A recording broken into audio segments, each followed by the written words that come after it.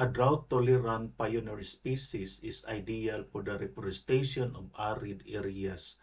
What an amazing tree it is!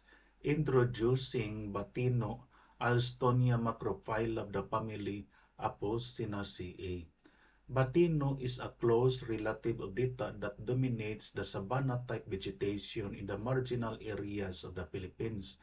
Its wood is suitable for various uses such as beams, joists, rafters, flooring, household implements, high-grade furniture, and cabinet work.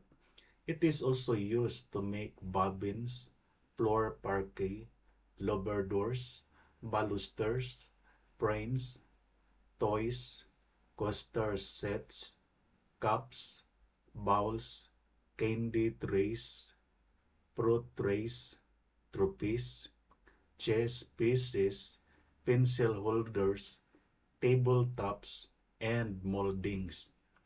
The bark and leaves are regarded as having medicinal folkloric uses. The bark is used to reduce fever and as a stimulant for menstrual flow. It is known to have anti-dysenteric, anticholinergic, and vulnerary properties in powder, decoction, infusion, tincture, or wine preparation. The leaves are applied as a poultice for sprains, bruises, and dislocated joints. This tree is a drought-tolerant pioneer species and is ideal for the reforestation of arid areas.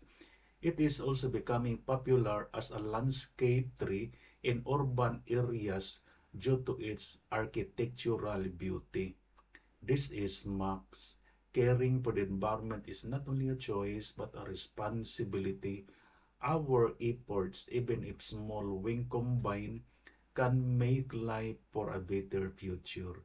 Thank you and God bless.